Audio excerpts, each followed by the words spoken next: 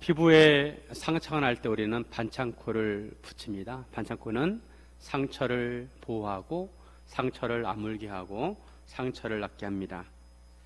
우리의 마음과 심령에도 이런 반창고가 필요합니다.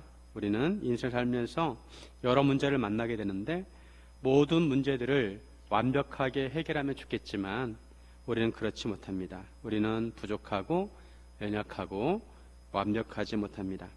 중요한 것은 우리가 우리 인생의 문제를 만났을 때 그 문제를 잘 해결하는 것입니다. 우리 몸에 병이 든 것을 알았다면 그 병이 무슨 병인지 어떻게 치료해야 하는지 방법을 찾고 그 병을 고치면 됩니다. 문제는 자기 몸에 병이 들었는데도 그 사실조차도 모르는 것이 문제입니다. 우리가 인생을 살아갈 때 올바른 길로만 가면 좋겠지만 때로는 판단을 잘못해서 또는 유혹을 받아서 잘못된 길을 갈 때가 있습니다. 그럴 때 우리는 어떻게 하는지 함께 나누기를 원합니다. 첫째, 내가 누구인지 알아야 합니다. 우리가 나 자신을 잘 안다고 생각하지만 내가 나에 대해서 모르는 부분도 있습니다. 우리는 나 자신에 대해서 잘 알아야 합니다. 내 자신을 알기 위해서는 다른 사람의 도움이 필요합니다. 다른 사람에게 어떻게 보이는지 알아야 합니다. 우리는 종종 거울을 봅니다. 얼굴에 무엇이 묻었는지, 내가 어떻게 생겼는지 거울을 보면서 살펴봅니다. 마찬가지로 우리 옆에 있는 사람은 우리의 거울입니다. 옆 사람의 반응을 보고 나를 알 수 있습니다. 그리고 특히 성경을 통해서 나 자신을 알아야 합니다. 성경에서 인간을 무엇이라고 하는지 알아야 합니다. 다윗이 밧세바와 간음을 했습니다. 그런데 밧세바가 임신을 하게 되어서 다윗이 한 짓이 들통나게 되었습니다. 이것을 가리기 위해서 다윗은 우리아를 집으로 보내려고 했지만 실패하자 우리아를 죽게 했습니다. 그리고 밧세바를 데려와서 자기 아내로 삼았습니다. 모든 일들이 은밀하게 진행이 되었습니다. 시간이 지나고 사건이 그렇게 마무리되는 것 같았습니다. 하지만 다윗이 한 짓이 여호와 보시기에 악했습니다. 하나님께서는 다윗에게 선지자 나단을 보내십니다. 나단은 처음부터 다윗에게 다짜고짜 너의 죄를 회개하라 하지 않았습니다. 나단은 다윗에게 한 가지 이야기를 들려줍니다. 한 성읍에 두 사람이 있는데 한 사람은 부자이고 한 사람은 가난한 사람입니다. 이 부한 사람은 부족한 것이 없이 양과 소가 매우 많았습니다. 하나가 없어져도 없어진 줄 모를 정도로 풍족했습니다. 그런데 가난한 사람은 아무것도 없고 자기가 사서 기르는 작은 암양새끼 한 마리뿐이었습니다. 이 사람에게는 이 암양새끼가 얼마나 귀한지 가족 같았습니다. 자기 자녀들과 함께 자랐습니다. 암양새끼는 그와 함께 먹고 그와 함께 마시고 그의 품에 누워서 마치 딸과 같았습니다. 어느 날 부자에게 손님이 왔습니다. 부자는 그 손님을 대접하기 위해서 자기의 양과 소는 아까우니까 잡지 아니하고 가난한 사람의 그 한 마리뿐인 양 새끼를 빼앗아 가지고 그것을 잡아서 손님을 대접을 하였습니다. 여기까지 듣던 다윗이 갑자기 화를 내면서 여호와의 살아계심을 두고 맹세하노니 이 일을 행한 그 사람은 마땅히 죽을 자라고 했습니다. 그리고 그가 불쌍히 여기지 아니하고 이런 일을 행했기 때문에 그 양새끼를 4배나 갚아줘야 한다고 했습니다. 다윗은 자기가 통치하고 있는 나라에서 그처럼 불의한 일이 일어날 수 있는가 견디기 힘들었습니다. 그래서 의분이 일어났습니다. 그런데 그 순간에 나단이 다윗에게 말합니다. 당신이 그 사람입니다. 바로 당신이 그 사람입니다. 당신이 비열하고 불의하다고 말하는 사람은 다른 사람이 아니라 바로 당신 자신입니다. 7절에 보면 나단이 다윗에게 이르되 당신이 그 사람이라 이스라엘 하나님 여호와께서 이와 같이 이르시기를 내가 너를 이스라엘 왕으로 기름 붓기 위하여 너를 사울의 손에서 구원하고. 나단은 다윗이 행한 짓을 비유로 말했습니다. 다윗은 그것이 자신의 이야기인 줄 모르고 그 일을 행한 사람은 마땅히 죽을 것이라고 했습니다. 이것은 자기가 자기 악행에 대해서 심판한 것입니다. 다윗은 마땅히 죽어야 할 사람이었습니다. 다윗은 자신이 저지른 죄를 덮어버리고 평소처럼 의로운 것처럼 살았습니다. 하지만 하나님께서는 다윗이 행한 악행을 다 지켜보고 계셨습니다. 그리고 나단 선지자를 통해서 다윗의 죄를 드러나게 하셨습니다. 다윗으로 하여금 다윗이 지은 죄가 얼마나 심각한 것인지 스스로 깨닫게 하셨습니다. 나단은 조목조목 다윗이 저지른 죄를 지적합니다. 하나님 여호와께서 목동인 다윗을 택하셔서 이스라엘 왕으로 삼으셨습니다. 그리고 다윗을 사울의 손에서 구원해 주셨습니다. 다윗의 주인의 집과 그 주인의 아내들을 다윗에게 주셨고 이스라엘과 유다 족속을 다윗에게 맡기셨습니다. 만약 부족하였을 것 같으면 하나님께 다윗에게 더 주셨을 것이라고 하십니다.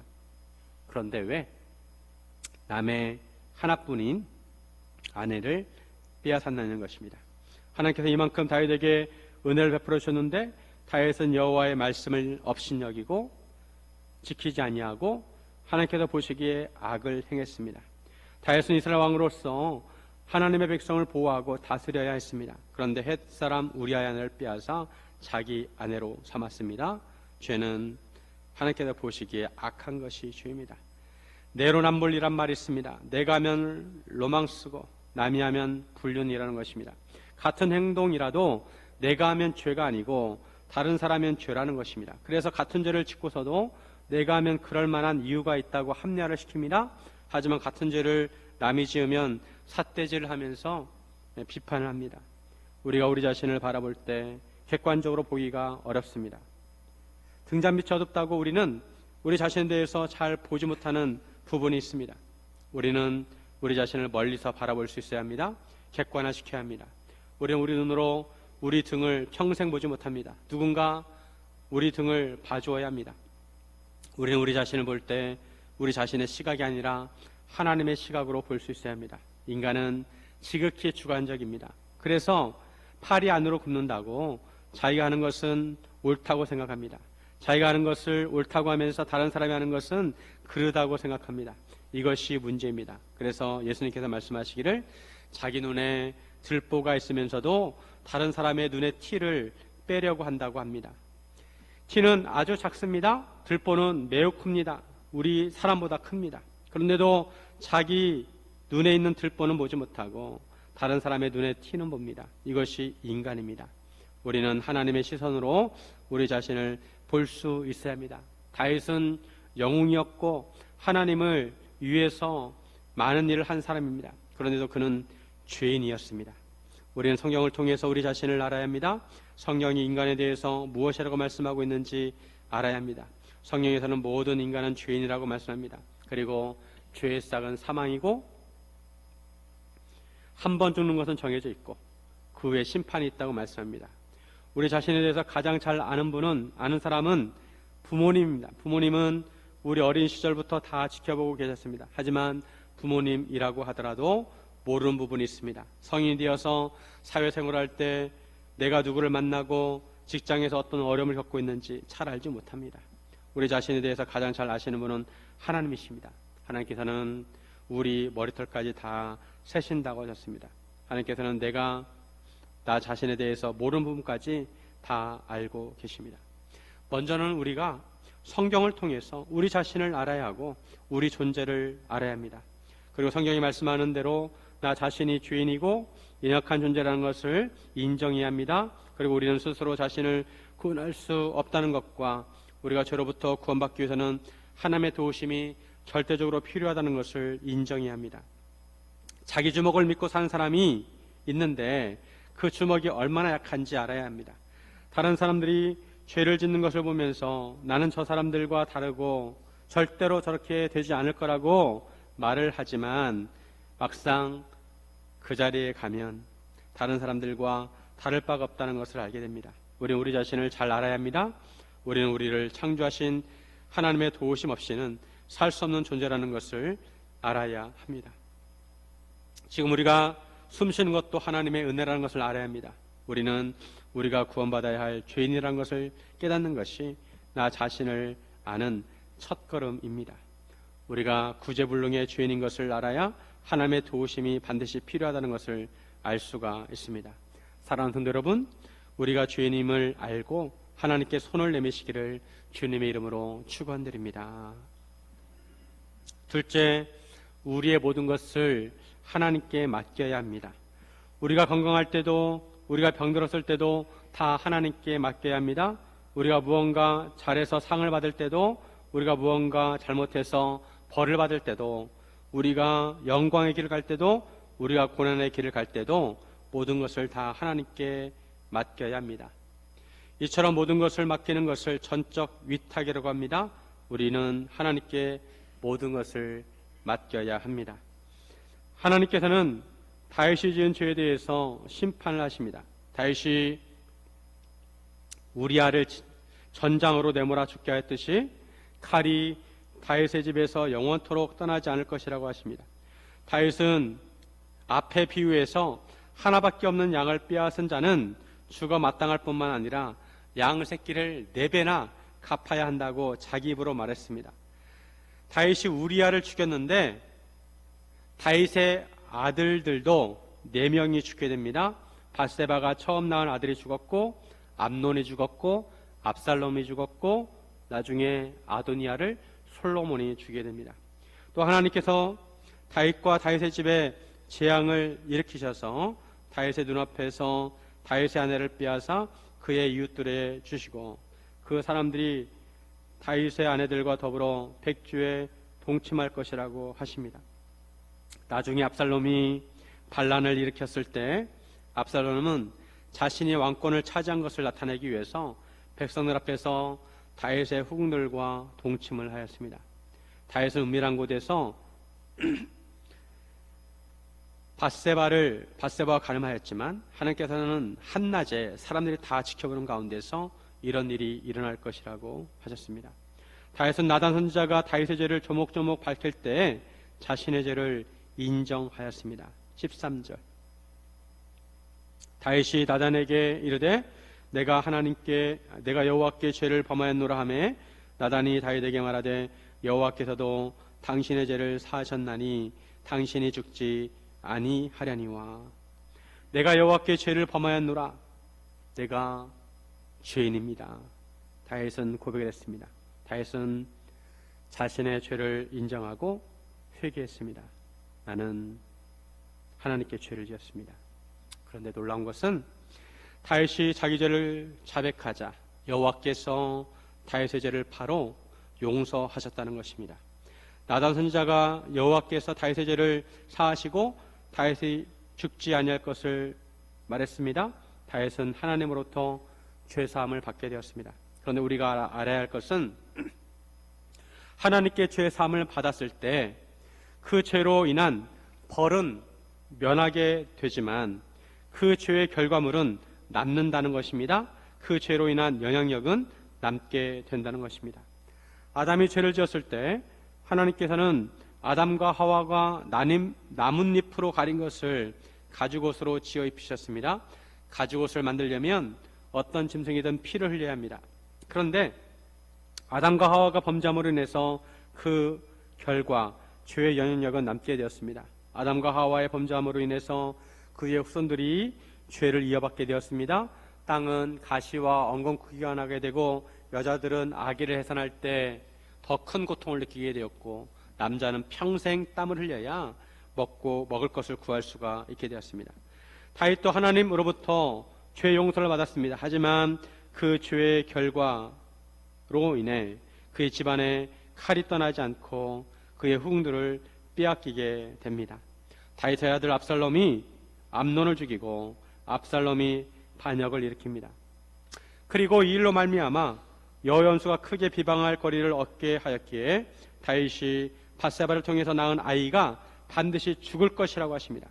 나단은 자기 집으로 돌아가고 우리아의 아내가 다윗에게 낳은 아이를 여호와께서 치시자 그 아이가 심히 알았습니다. 다윗은 자신이 지은 죄를 용서받았지만 그의 죄로 인한 결과물을 오롯이 감내했습니다. 이후로 다윗은 자기 아들들이 서로 죽이고 반역을 일으키는 것을 보면서 마음이 찢어졌을 것입니다. 그리고 하나님께서 밧세바가 임신한 아이가 죽을 것이라고 하셨는데 그것을 지켜보아야만 했습니다. 우리는 사람들이 보통 죄를 지을 때 죄가 주는 약속, 그거 뭐냐면 쾌락입니다. 쾌락. 그것 때문에 죄를 짓는데 그 죄를 짓고 나서 그 결과가 얼마나 비참한지 우리는 깨달아야 합니다. 다윗은 그 아이를 위해서 하나님께 간구했습니다. 다윗은 금식하고 안에 들어가서 밤새도록 땅에 엎드렸습니다. 늙은 자들이 다윗의 곁에 서서 다윗을 땅에서 일으키려 하였지만 왕이 듣지 아니하고 그들과 더불어 먹지 않았습니다. 그리고 이래 만에 그 아이가 죽었습니다. 그런데 다윗의 신하들이 아이가 죽은 것을 다윗에게 알리기를 두려웠습니다. 아이가 살아있을 때도 자기들이 말하여도 왕이 그 말을 듣지 아니하였는데 어떻게 그 아기가 죽은 것을 알릴 수 있느냐는 것입니다. 그렇게 하면 왕이 심히 상심할 것이라는 것입니다. 다윗은 신하들이 서로 수군거리는 것을 보고 그 아이가 죽은 것을 알았습니다. 그리고 아이의 죽음을 확인합니다. 다윗은 아기가 죽은 것을 알고 땅에서 일어나 몸을 씻고 기름을 바르고 의복을 갈아입고 여호와의 전에 들어가서 경배하고 왕궁으로 들어가 음식을 차리라고 하였습니다. 이런 다윗의 모습을 지켜본 신하들이 의아하게 생각합니다. 아이가 살아있을 때는 금식하고 우시더니 죽은 후에는 일어나서 음식을 잡수신다는 것입니다. 보통 사람 같으면 거꾸로 합니다.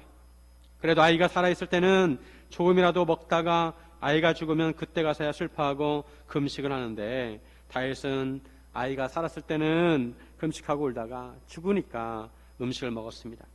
이에 대해서 다윗은 이렇게 말했습니다.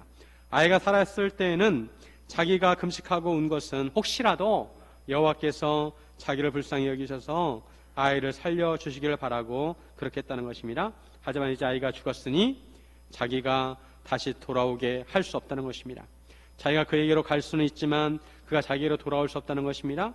다윗은 하나님의 섭리를 믿고 하나님께 모든 것을 맡기고 하나님의 섭리 가운데 행동을 한 것입니다. 하나님께 매달리려면 기회가 있을 때, 아이의 목숨이 붙어있을 때 매달려야 합니다. 아이가 죽으면 상황 종료입니다. 아이의 죽음은 하나님께서 정하신 것입니다. 다윗은 이것을 받아들였습니다. 하나님께서 정하신 것을 수긍하였습니다. 다윗은 모든 것을 하나님께 맡길 줄 알았습니다. 다윗이 사울왕에게 쫓겨서 광야에서 지낼 때도 하나님께 모든 것을 맡겼습니다. 그래서 사울왕을 죽일 수 있는 기회가 있었지만 사울왕을 살려준 것도 하나님께 모든 것을 맡긴 것입니다. 그리고 자기가 범죄했을 때도 모든 것을 하나님께 맡겼습니다. 자기의 죄의 영향으로 일어나는 일들을 당할 때에도 모든 것을 하나님께 맡겼습니다. 이것은 신앙인의 자세라고 할 수가 있습니다. 우리는 어떤 상황이든지 모든 것을 하나님께 맡겨야 합니다. 우리가 기도할 때 우리가 바라는 것을 위해서 기도를 하지만 실은 하나님께 모든 것을 맡기는 자세로 기도해야 합니다. 성경에 보면 하나님께 간절히 기도하는 사람들이 있습니다. 그럼에도 그들이 올려드리는 그들이 바라는 대로 기도가 응답되지 않고 다른 방향으로 기도 응답을 받는 경우들이 있었습니다. 욥은 고난을 받을 때 하나님을 직접 만나 뵙기를 기도했지만 오히려 그는 폭풍 가운데 처하게 되었습니다. 예수님께서 겟세마네 동산에서 잔이 지나가기를 기도하셨습니다. 하지만 예수님 기도하실 때 나의 원대로 마시고 아버지의 원대로 하시라고 하셨습니다. 예수님은 결국 핏잔을 마셨습니다. 십자가를 지셨습니다. 그리고 바울도 하나님께 자신의 육체의 가시를 제거해달라고 3번이나 간구했습니다. 하지만 하나님께서는 바울에게 내 은혜가 내게 족하다고 하셨습니다. 욥과 바울과 예수님은 하나님께 기도했습니다. 하지만 욥과 바울과 예수님이 간구한 대로가 아니라 하나님께서 원하시는 대로 하나님의 섭리대로 응답하셨습니다. 그럼에도 하나같이 모든 것을 다 하나님께 맡겨드렸습니다. 하나님의 섭리를 믿는 사람은 기도할 때도 중심이 내가 아니라 하나님을 중심에 두고 기도를 합니다. 비록 내가 원하는 대로 되지 않는다 하더라도 하나님께 원하시는 대로 응답하신다 하더라도 그것을 수긍하고 하나님의 인도하신 대로 따라갑니다. 하나님께 모든 것을 맡겨야 합니다. 사람이 아무리 지혜로워도 하나님의 지혜를 뛰어넘을 수가 없습니다. 하나님이 가장 지혜롭게 응답하시는 것입니다. 다윗은 자신이 지은 죄로 인해 일어난 결과들을 감내해야 했습니다. 다윗은 이스라엘 왕이 될 때까지는 외부와 싸워야 했지만 이스라엘 왕이 되고 나서는 자기 자신과 싸워야 했습니다. 내부적으로 싸워야 했습니다. 죄와 싸워야 했습니다. 외부의 싸움도 어렵지만 내부의 싸움도 어렵습니다. 그러면서 다윗은 그의 믿음이 다듬어져 갔습니다. 다윗은 용사였지만 시도 잘 짓고 악기도 잘 다루었습니다. 시편에 보면 다윗이 지은 시가 많이 있습니다. 그 시들을 보면 다윗이 얼마나 죄와 고난으로 인해 고뇌하는 것을 알 수 있습니다. 그러면서 다윗은 끝까지 하나님께 자신을 의탁했습니다. 예수님께서는 예수님의 제자가 되려면 자기를 부인하고 자기 십자가를 지고 따라오라고 하셨습니다. 예수님의 제자는 예수님께 모든 것을 맡겨야 합니다.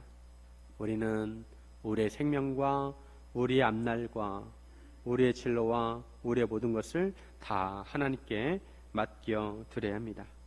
사랑하는 여러분, 우리의 모든 것을 주님께 맡기시기를 주님의 이름으로 축원드립니다. 셋째, 회개를 통해 하나님과의 관계를 회복해야 합니다.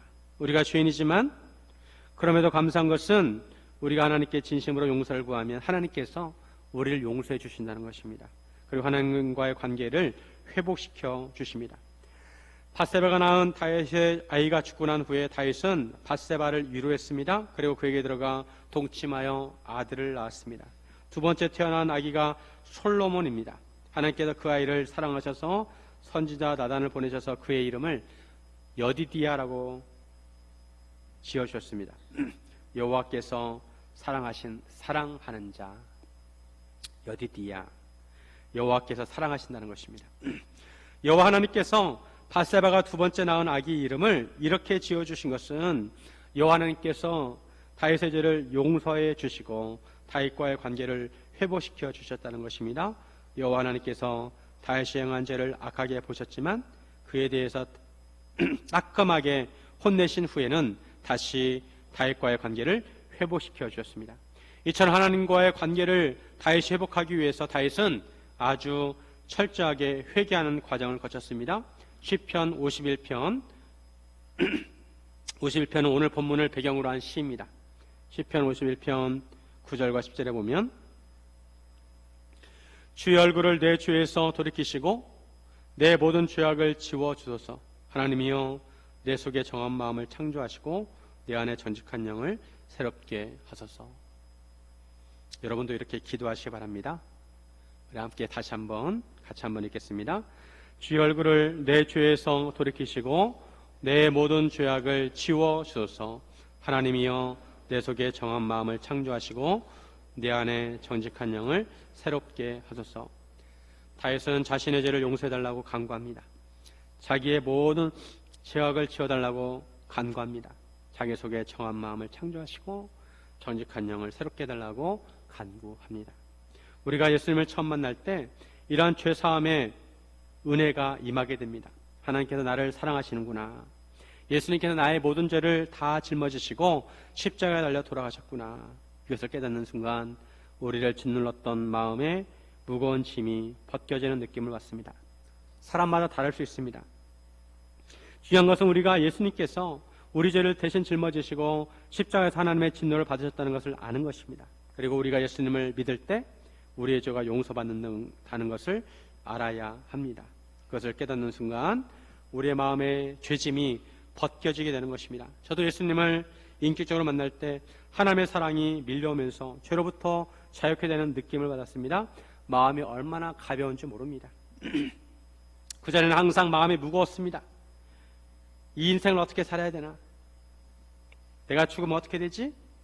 왜 마음이 무거운지 그 이유도 알 수 없었습니다.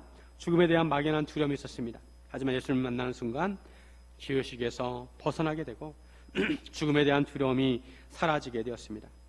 또 우리가 하나님께 회개하면 성령님께서 우리와 함께 하실 뿐만 아니라 우리를 도와주십니다. 시편 51편 11절과 12절에 나를 주 앞에서 쫓아내지 마시고며 주의 성령을 내게서 거두지 마소서.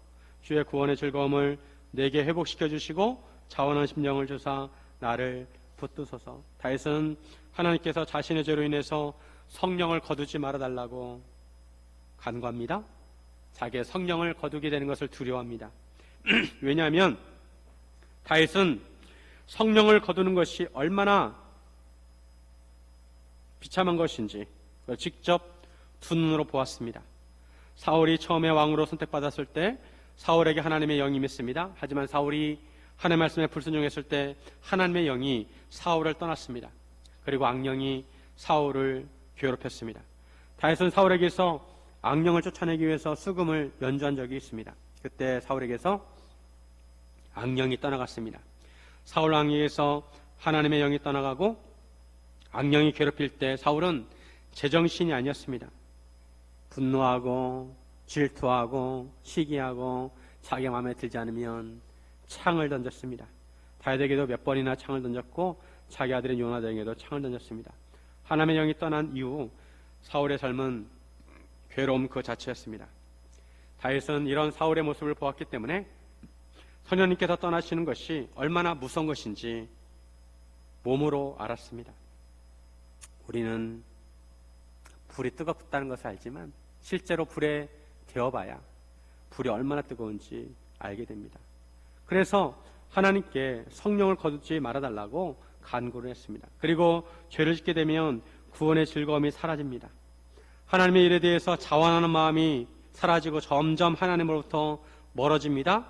오히려 아담과 하와가 죄를 짓고 나서 하나님께 피한 것처럼 몸을 숨긴 것처럼 점점 하나님을 멀리하고 외면하게 됩니다. 죄는 하나님과의 관계를 단절합니다. 물론 예수님을 진심으로 믿는 사람이 죄를 지었을 때 하나님과의 관계가 끊어지지는 않습니다. 소원해집니다. 그럼에도 구원의 즐거움이 사라집니다. 하지만 죄를 회개하게 되면 하나님께서 우리 마음에 구원의 즐거움을 다시 회복시켜 주십니다. 그리고 우리에게 자원한 심령을 줍니다. 우리 하나님과의 관계가 바르게 되면 우리가 찬송을 할 때 우리 심령에 기쁨이 있습니다. 성령님이 주시는 기쁨이 있습니다. 하나님의 말씀을 사모하게 되고 기도의 자리를 사모하게 됩니다. 우리는 하나님과의 관계를 가장 중요하게 생각해야 합니다. 그동안에는 죄가 하나님과 우리 사이를 가로막았습니다. 하나님께 다가가고 싶어도 죄 때문에 다가갈 수가 없었습니다. 그런데 예수님께서 십자가로 하나님과 우리 사이의 담을 허무시고 하나님과의 관계를 회복시켜 주셨습니다. 에베소서 2장 14절 그는 우리의 화평이신지라 둘로 하나를 만드사 원수된 것 곧 중간에 막힌 담을 자기 육체로 하시고 우리가 예수를 믿게 되면 하나님과 화목한 관계가 됩니다. 하나님과 화목한 관계가 있으면 성령님께서 우리 안에 계셔서 기쁨과 즐거움과 평안을 주십니다. 우리가 하나님과 화목한 관계를 유지하려면 우리가 계속해서 죄를 멀리해야 합니다. 혹 죄를 짓더라도 죄를 회개하고 해결해야 합니다. 해결하지 못한 죄가 있으면 이러한 즐거움과 평안이 우리 마음에서 사라지게 되는 것입니다. 불안합니다. 그러므로 우리가 죄를 지었을 때 회개합니다. 우리가 죄를 자백하면 하나님께서는 우리 죄를 용서해 주십니다. 요한일서 1장 9절 같이 한번 읽습니다. 만일 우리가 우리 죄를 자백하면 그는 미쁘시고 우로사 우리 죄를 사하시며 우리를 모든 불의에서 깨끗하게 하실 것이요 우리가 회개하면 우리의 모든 불의에서 우리 죄를 깨끗하게 하십니다. 그리하여 하나님과의 관계를 회복시켜 주십니다. 하나님께서는 다윗이 회개를 하고 난 이후에 다윗과의 관계를 회복시켜 주셨고 다윗이 이스라엘 왕으로서의 사역도 회복시켜 주셨습니다. 요압이 암몬 자손의 랍바를 쳐서 그 성읍을 점령했습니다. 요압이 전령을 다윗에게 보내서 속히 오라고 했습니다. 다윗에게 그 성을 점령하라고 하였습니다. 만약 자기가 그 성읍을 점령하면 그 성읍의 이름이 자기 이름으로 불릴까봐 두렵다는 것입니다. 다윗은 모든 군사를 모아서 랍바로 가서 그곳을 쳐서 점령했습니다. 다윗은 이스라엘 왕으로서 본연의 사역을 감당하게 되었습니다. 그리고 암몬 왕의 머리에서 보석 박힌 왕관을 가져왔습니다. 그 무게가 금 한 달란트입니다. 무게가 약 35kg. 왕관의 무게가 금 왕관의 무게가 35kg입니다. 이렇게 무거운 것을 어떻게 쓰고 있나 할 수 있지만 그 당시에 암몬 사람들이 섬기는 밀곰이란 그 신이 있었는데 밀곰 신상의 그 머리 위에 씌워놓은 것입니다. 다윗은 또한 그 성읍에서 많은 물건들을 전리품으로 챙기게 되었습니다. 그리고 그 안에 있는 백성들을 끌어다가 톱질과 썰어질과 철 도끼질과 벽돌구이를 하게 하였습니다. 하나님께서 죄를 회개한 다윗으로 하여금 다시 모든 것이 회복되게 하셨습니다. 이것이 하나님의 은혜입니다.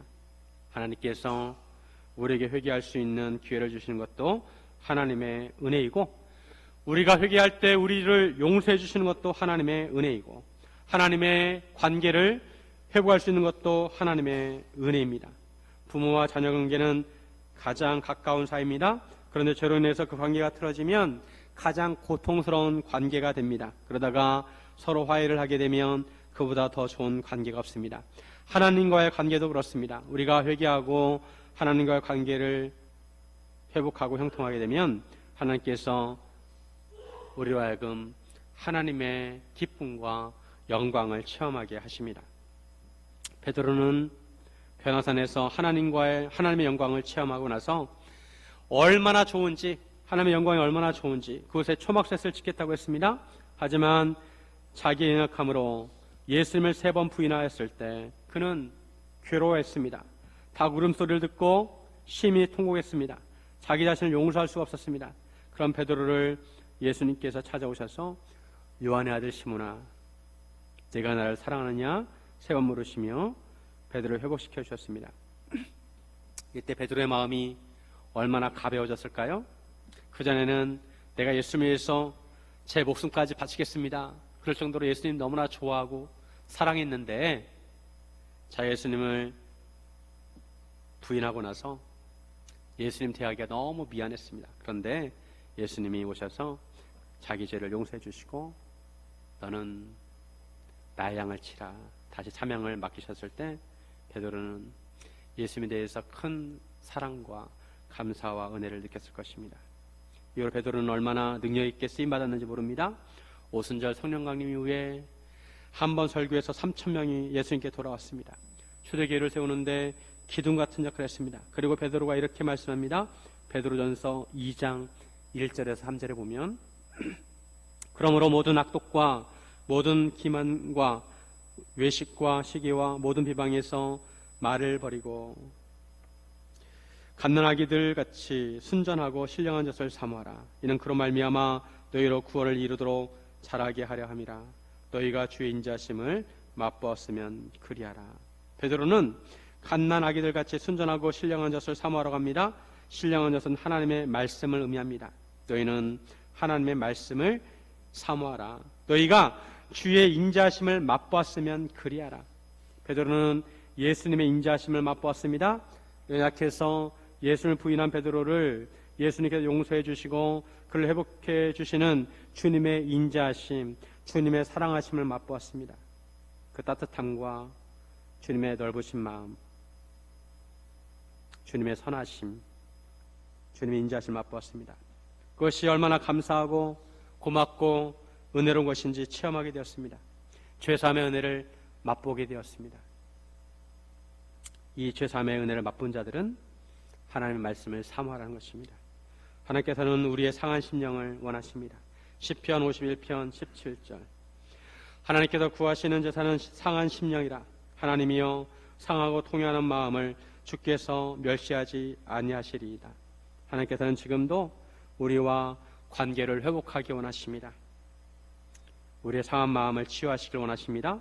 지금도 우리의 상한 마음, 심령을 가지고 하나님께 나아가면 우리 죄를 회개해 주시고 우리 죄를 용서해 주시고 우리를 치유하시고 회복시켜 주십니다.